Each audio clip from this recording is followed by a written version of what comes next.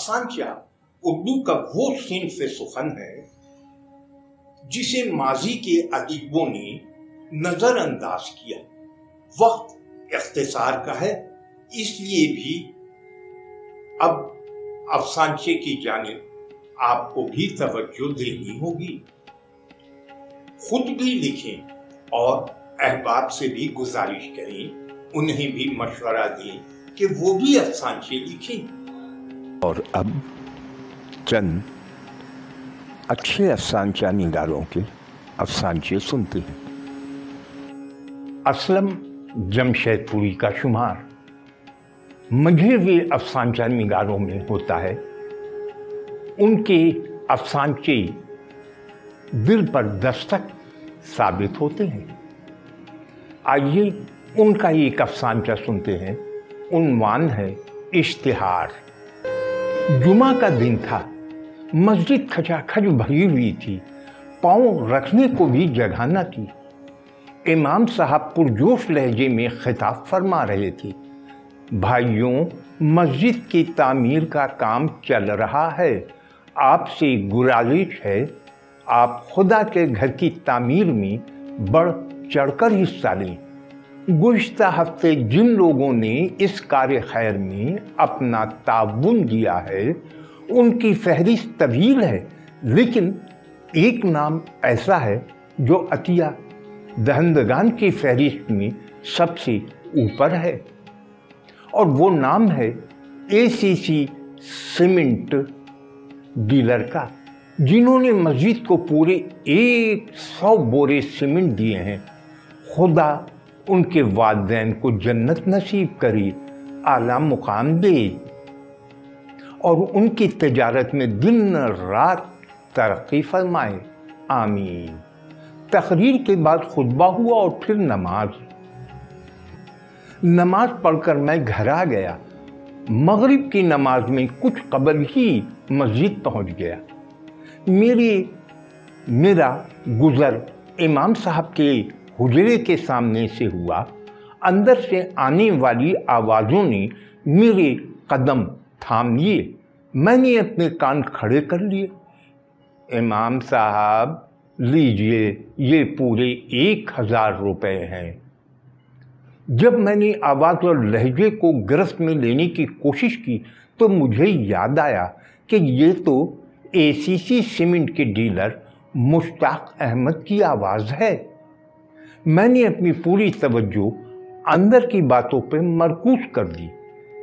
मुश्ताक साहब की आवाज़ फिर बुलंद हुई, इमाम साहब, आपने तो कमाल कर दिया, वाह, क्या सफाई से आपने हमारी एजेंसी का इश्तिहार तकरीर के बीच में पिरो दिया, वाह।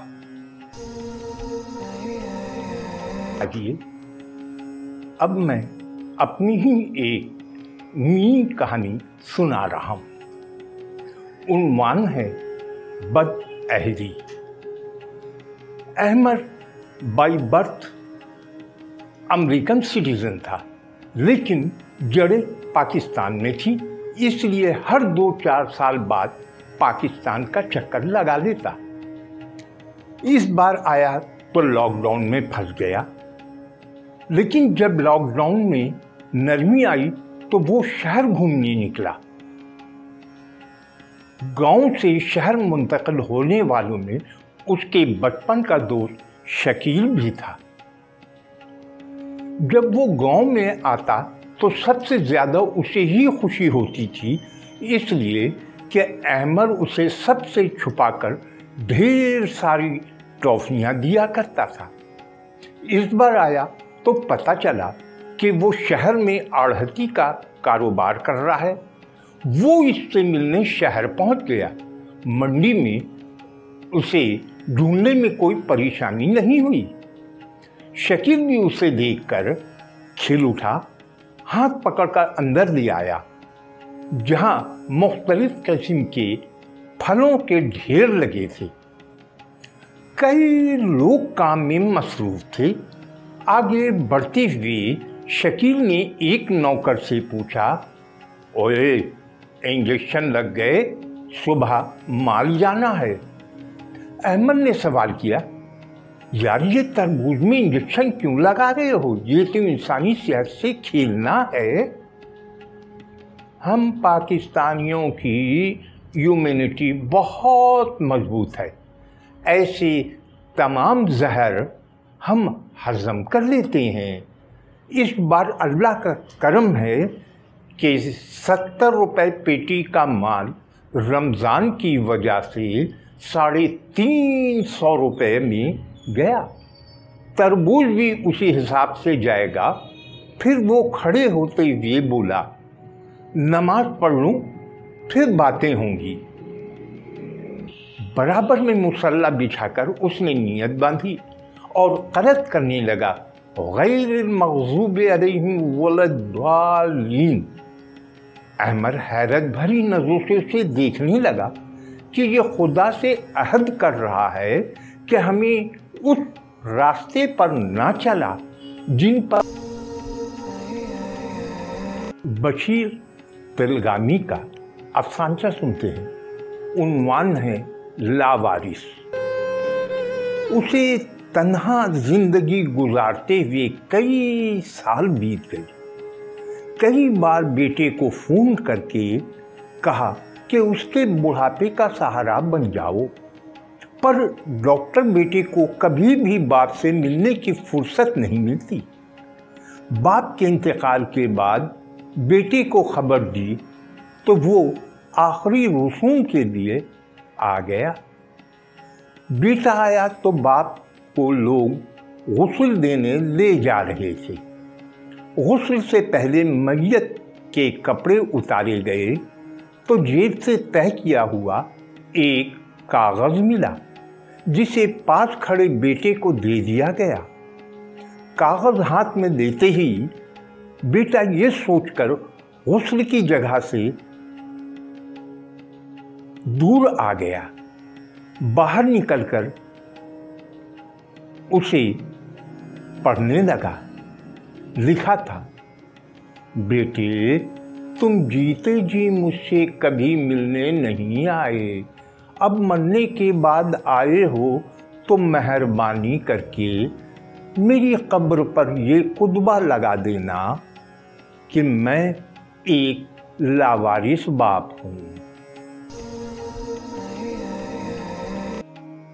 और अब सुनते हैं रौनक जमाल का अफसाना।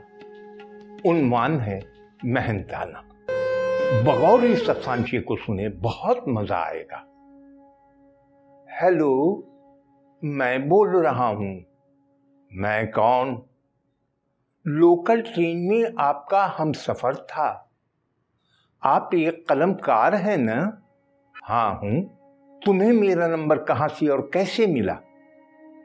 सवाल नहीं, सिर्फ जवाब दीजिए। आपने कभी जेब कतरे पर कहानी लिखी है?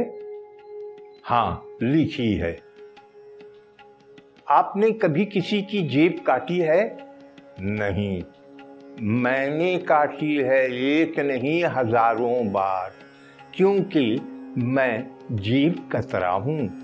अभी अभी मैंने आपकी जेब काटी है। आपके पर्स में रखे विजिटिंग कार्ड से मुझे आपका मोबाइल नंबर मिला है, इसलिए फ़ोन कर लिया। पर्स में विजिटिंग कार्ड, बिल और सामान की फहरिस्त के अलावा कुछ रुपए भी रख लिया करें, ताकि मुझ जैसे जेब कतरे को उसका मेहनताना मिल जाया करे। आइए सलीम फारूकी का अफसाना सुनते हैं। उन्वान है नन्ही ख्वाहिश। मैं अपनी अम्मी के साथ तफरीह करने आया हूँ। वापस भी अम्मी के साथ ही जाऊंगा।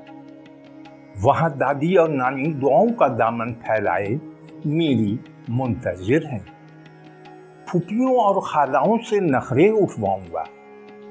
चाचा और मामू के हाथ का खिलौना बनूंगा। ताया की गोद को गीली करूंगा। दादा और ताया की मूंछों की मजबूती का जायजा लूंगा। अब मैं अपनी अम्मी की महफूज गोद में गहरी नींद सो रहा हूं।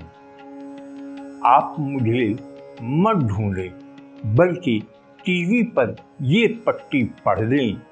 धमाके के बाद अस्पताल में एक मतवक्को मां की मैयत भी लाई गई।